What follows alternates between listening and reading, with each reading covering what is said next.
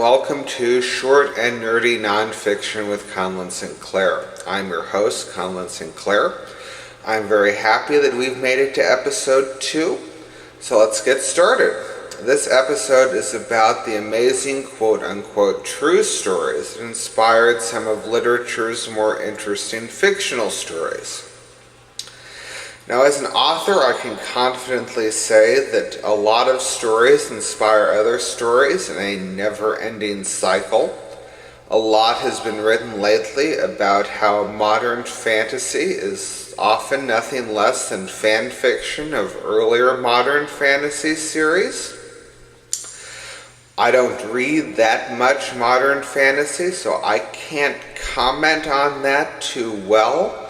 But people who are in the know have said that. Of course, Tolkien himself was really just doing fan fiction of Beowulf. So this is a very old process that people are talking about. But that's not really what we're talking about here. We're talking about tall tales or legends that were created around real people that later morphed into classics of literature. That's a very interesting topic, and it's very interesting that it's happened multiple times. One of the most famous pieces of classical literature in America and Europe in the horror genre is Dr. Jekyll and Mr. Hyde. Jekyll and Hyde is something that has entered our vocabularies to mean somebody with a split personality. And many older, less than kind examples of the split personality disorder were based upon Jekyll and Hyde. The thing that's interesting here is that the person who inspired the legend or the novel of Jekyll and Hyde is the legend of Major Thomas Weir. Weir is not someone who is ever credited as having a split personality. Nobody since Weir's death has ever talked about Weir as having been a quote-unquote schizophrenic in the older, less scientifically accurate version of the term. Weir was a man who was burned at the stake for witchcraft. He was a soldier in the 17th century who fought for Oliver Cromwell. That made him hated in a great many circles, but his piousness and his apparent true conviction to the Puritan Protestant cause led many people to think that he was just a religious fanatic who should be respected for his devotion to God. This changed very abruptly when he went to the mayor. The mayor of Edinburgh at the time was a good friend of his, as he had been the police chief of Edinburgh during the time that the Puritans were in control of the country. And he confessed to being a witch. He confessed a long tale of his acquiring a magical staff in Ireland, which he used to draw the blood during battle, and upon drawing blood with the magical staff, he was able to communicate with the devil, and the devil gave him knowledge of the future, and his rise to power in the army was based upon his knowledge of the future as given to him by the devil. He also confessed to a great number of things, including the unjust execution of prisoners of war, and to a long-standing sexual relationship with his sister. A lot of modern scholars have said none of this was true, that Weir was in his late 70s when he confessed, and he was just an old man with delusions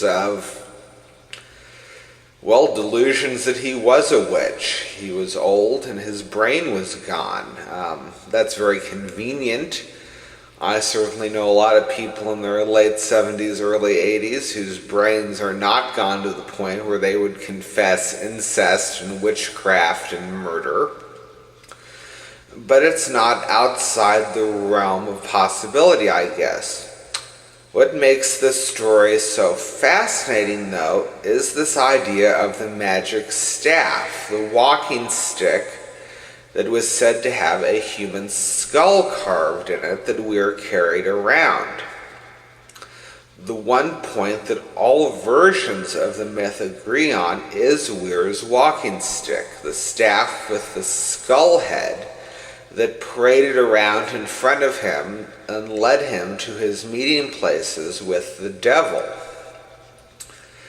Now, in Ireland, a lot of traditional soldiers in the Middle Ages carried a shillelagh, which is a wooden club which doubled as a walking stick. Shillelaghs are still around. Many Irishmen still carry shillelaghs. There are still fighting schools where you're taught how to wield the shillelagh in combat. Traditionally, a shillelagh was a poor person's sword. If you couldn't afford an actual sword made of metal, you could go out and you could take a length of blackthorn, usually, the root, the strongest part of the wood, and carve a sword-length club out of it. This is, of course, very similar to the wooden practice swords used by the samurai in Japan. It's the same kind of concept. And the idea of a shillelagh, coupled with the idea that it was in Ireland that Weir had his first apparent communion with the devil and entry into black magic, leads me to wonder whether or not Weir was engaged in some kind of neo-pagan rite. It wouldn't be surprising for a soldier in a foreign country to pick something like that up. It's soldiers traveling around different places that do pick up strange folk customs of the population that they are engaged with and bring them back to their home countries. So it's entirely possible that while Weir was in Ireland, he came across traditional Celtic pagans who used shillelaghs as part of a magical rite. And that in his religious fervor, he thought of that as communion with the devil. That, of course, is unlikely, even though it's possible, because Weir's religious fervor was something that was said to have been constant with him, and a man with that kind of religious fervor probably wouldn't have engaged in pagan rites. So that is basically contingent on his religious fervor coming to him later in life. Records from the 17th century, especially for these sort of minor local figures, most of them have been lost. We're never going to know this. It's just an interesting story. And this obviously connects to the Dr. Jekyll story, because when Jekyll is Hyde, he commits violence with a walking stick. It's with the heavy walking stick owned by Jekyll that Hyde commits the murder of the Member of Parliament, which he is hunted for the rest of the book. And it is the use of the walking stick to commit the murder that convinces Jekyll to renounce his identity of Hyde and try to live the life of an honest man.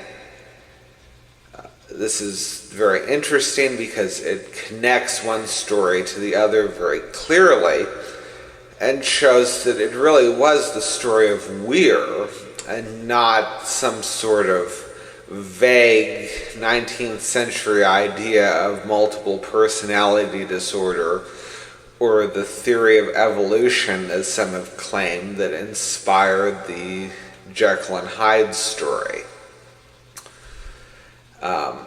I've read Dr. Jekyll and Mr. Hyde several times. I read it long before I ever heard the story of Thomas Weir. And upon reading the story of Thomas Weir, the first thing that came to my mind was not that this was the inspiration for Dr. Jekyll. I read that later. So this isn't generally common knowledge, and it's not generally accepted by all literary scholars. I think after rereading Dr. Jekyll and Mr. Hyde, upon really delving into the story of Thomas Weir, that this is a theory that is very plausible. Robert Louis Stevenson was Scottish. He did live in Edinburgh. He would have been familiar with the ghost story, the Edinburgh ghost story that involved Major Thomas Weir. And because he was familiar with the ghost story, he would have been likely familiar with the whole legend. We're never going to know these things unless we bring Robert Louis Stevenson back to life. We're never going to ask him point blank whether this is true. But it's an interesting story. Okay, we've got one more interesting factoid in terms of the inspirations for famous stories, and that is about Edgar Allan Poe's See Auguste Dupin. For those of you who don't know, Dupin is not as famous a literary character as Dr. Jekyll and Mr. Hyde, of course. But he is the first Western detective, as we detective story fans, like myself, like my grandparents, would think of a detective. Dupin was a hyper-rationalist. The stories were very much in the same mode as the later Holmes stories by Sir Arthur Conan Doyle. Dupin's unnamed assistant biographer would present large amounts of evidence to Dupin. Dupin would logically tear apart the theory of every competitor, or rival detective, I guess is the better term. And from tearing apart all their theories, he would create a synthesis theory that he thought was the closest to the truth. The most famous story in the Dupin series is, of course, Murders in the Rue Morgue, which uses the rather ridiculous ending that an orangutan killed the woman and her mother. The orangutan story is very ridiculous to modern readers, but of course Poe is a horror author more often than he writes anything else.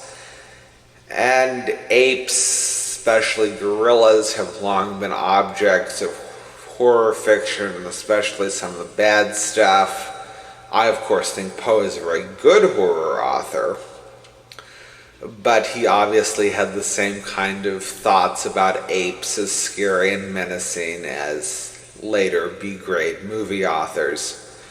But Poe's detective, Dupin, was based theoretically on a real person as well. A story that's not very well known outside of France and has only kind of been rediscovered in France recently is the story of Eugene Francois Vidocq. Vidocq is considered by many the first private detective. He was the first celebrity detective, the first private detective. And according to some, although the actual French police strongly say this is not the case, he is the founder of the detective branch of the Paris police. Vidocq lived in the late 17th century, early 18th century. He was, for most of his life, a criminal. He was in the army several times under various assumed identities. Became very well known as a duelist, but when he wasn't in the army, between these stints under various assumed identities, he was a thief, he was a robber, he was briefly a pimp, and he went to jail numerous times and then later would escape and under another assumed identity join the army. And this life continued for quite a while before he became an informer for the police. And as a police informer, he was known for his supposed philanthropy. that he would only inform on the worst of the worst and leave the starving poor people who were stealing to survive alone. This obviously has very little to do with the idea of Poe's Dupin, the logic machine. But they're both French, obviously, and the question a lot of people have asked is why Poe, an American author who never left the United States, he spent his whole life in Baltimore, wrote a French detective. Why did Poe write a detective who was French? Of course, the narrator of the Dupin stories is American, but Dupin himself is a French nobleman. So the idea is that Vidocq is the inspiration for Dupin. This is kind of a stretch in the sense that Vidocq actions are mostly action-oriented. He wears a lot of disguises and stories about him. He and his agents, who are all other reformed criminals, wander around the streets catching burglars and murderers by being plainclothes and invisible. That's where the story about him as the first plainclothes detective and the originator of the plainclothes branch comes from, is because even though Vidocq was considered a police officer later in life, not just a criminal who made his living informing, he was allowed to go without any official uniform. That's not really what we're seeing with Dupin. Dupin is not an official policeman. He's not wearing disguises. He's not an action hero. He's not getting into duels. So I think this whole Vidocq equals Dupin thing is overblown. Vidocq was probably in Poe's mind when he was creating Dupin, but unlike Weir and Dr. Jekyll, I don't think it's a one-to-one comparison. Oh, I'm so sorry. I don't mean to yawn. But a better comparison with Dupin than Vidocq is with Poe himself. Now, we know Poe mostly today as this kind of archetypal tortured artist. He's smoking opium in between bouts of tuberculosis while he pens horrid Gothic poetry in drug-induced states. One of the earliest films about Poe even has him drunk writing out The Raven and shopping it around to publishers because his wife is dying and he needs medicine, but he's terribly poor from his drug addiction.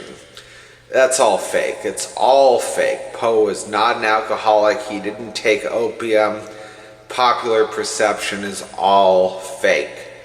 Contemporary records of Poe indicate that he was known mainly as a journalist. He was an investigative journalist. And as an investigative journalist, contemporary accounts of Poe talk about his curiosity, about his obsession with logic and puzzles, and he did cryptograms in the newspaper. He was not the tortured horror artist that we think he was. And this Poe, who did write cryptograms and do investigative reporting, was tasked with finding out the fraud behind one of the greatest magic tricks of the early 19th century. There was a fake robot. It was being passed off as an actual thinking robot that could beat any man alive in chess. And the novelty of it was that people didn't play their best because they thought they were playing a robot.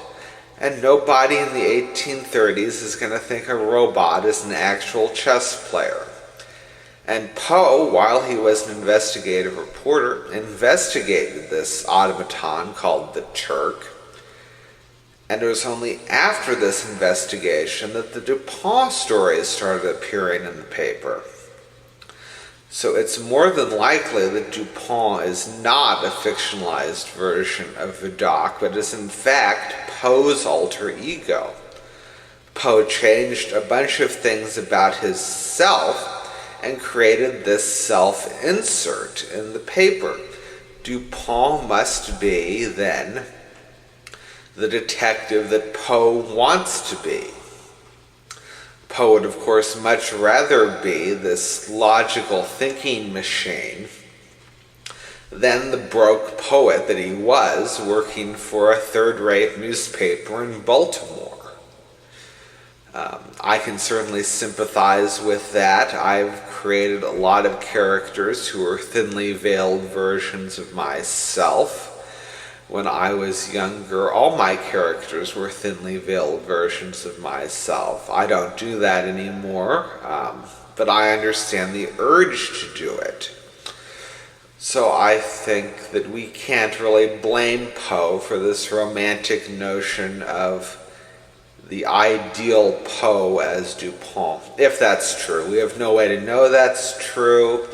That's been put forward in the past. I think it's the best option for where the idea of Dupin came from. I don't think it's Vidocq. I just don't. Okay, that's all the time we have this week. Before we go, I want to give a little shout out to my aunt. It was unforgivable of me, but when I was talking about all the great painters in my family, I left out my Aunt Molly Murphy. And I would love to give a quick shout out to my aunt, Molly Murphy. She is a wonderful painter. Her landscapes of rural Arkansas are excellent. And I apologize both to my aunt and to all my listeners for the dinging of the clock. The dinging of the clock was supposed to be where I cut off this podcast. And I am terribly sorry to you all. And I will see you all next week for the next edition of Short and Nerdy Nonfiction with Conlon Sinclair. I'll see you then.